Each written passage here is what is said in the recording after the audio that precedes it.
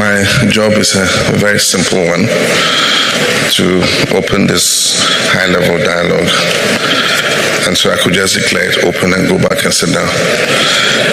But I guess I'm expected to say a few things. Let me proceed on established protocol, but recognize our former heads of states and prime ministers, former prime ministers, to acknowledge our acting Chief Justice, former Chief Justice, ministers of state, our traditional leaders, and distinguished ladies and gentlemen who have assembled here this morning. It's with profound honor and heartfelt warmth that I welcome you all to Accra, the historic capital of Ghana, the cradle of Africa's independence struggle, and the spiritual home of Pan-Africanism. And our Foreign Minister added, welcome to the center of the earth. He didn't go on to explain why, but it's that the meridian and the equator intersect in Ghana's territory, and that's why we say it's the center of the earth.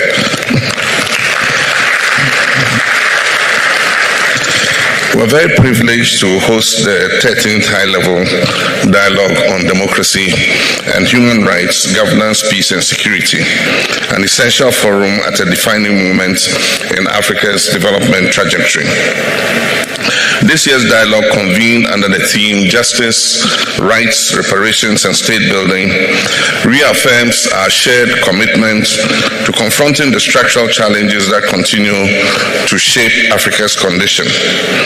It reflects our collective will to advance democracy, uphold human rights, strengthen governance, and ensure peace and security for the people of our continent. It also affirms our conviction that true and lasting peace can only be achieved when justice exists, when the rights of our people are respected, and when governance systems are truly inclusive, accountable, and are owned by the people that they serve. Your Excellencies, distinguished guests, this dialogue could not have come at a more appropriate time. For far too long, the architecture of African states has rested on foundations imposed during a colonial era that neither understood nor respected our histories, our culture, or our aspirations.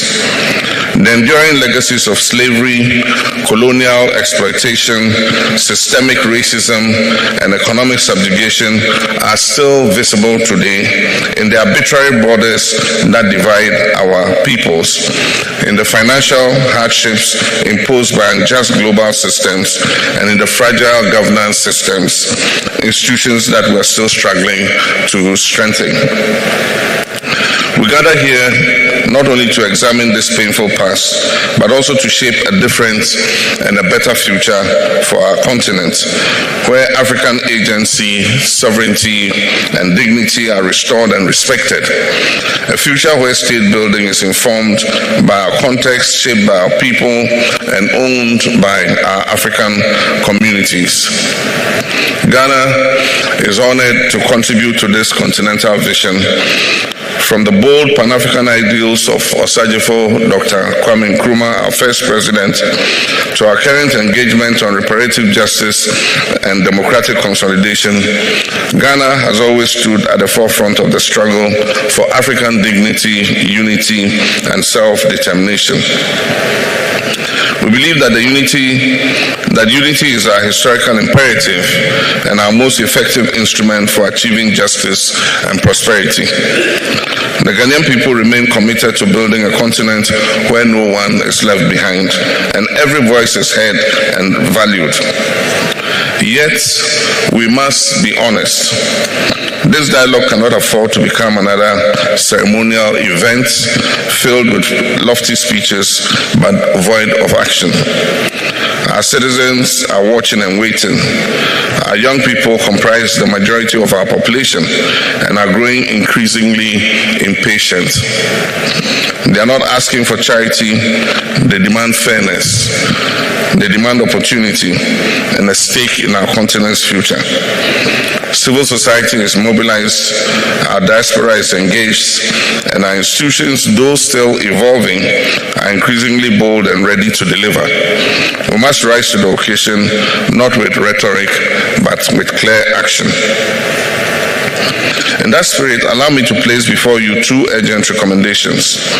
And the first is I wish to commend the African Union Executive Council for extending the theme of the year on reparations to a decade on reparations.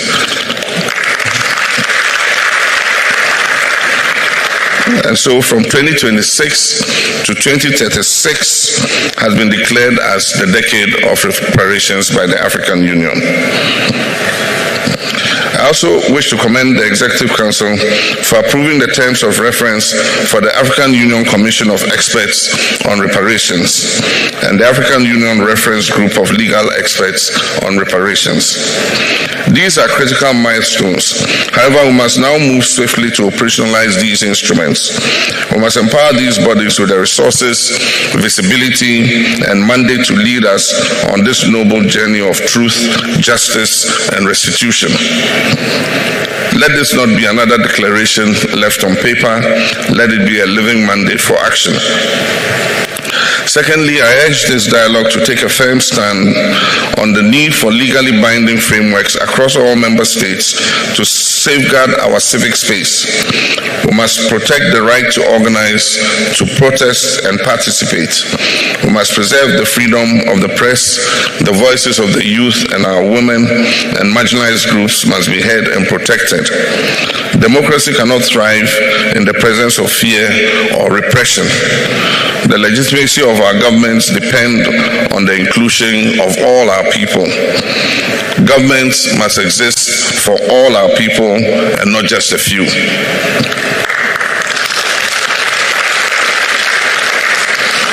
Equally important is the need to prioritize political education as a pillar of state building, widespread civic disengagement is not simply a matter of apathy. It is often the result of exclusion, mistrust, and systemic failure. And therefore, we must integrate political and civic education into our school curriculum.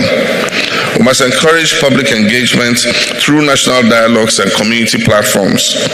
And we must ensure that our democratic institutions speak a language our citizens understand and trust. Democracy must be more institutional. It must not be just institutional, it must be relational. It must be rooted in the daily lives, experiences, and expectations of our people. This dialogue must be remembered as a meeting of minds and a moment of continental reawakening. We must boldly pursue justice for our past, present, and future generations. Justice must inform the institutions we create, the policies we enact, and the leadership that we embody.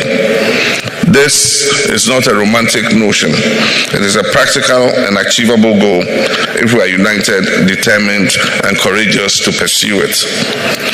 And so let us make this dialogue count. Let us not merely reflect, but let us act, let us speak of Africa's potential and realize it in our lifetime. On this note, it is with deep conviction and hope for our collective future that I have the honor and privilege of declaring that 13th High-Level Dialogue on Human Rights, Democracy, and Governance officially opened. Akwaba.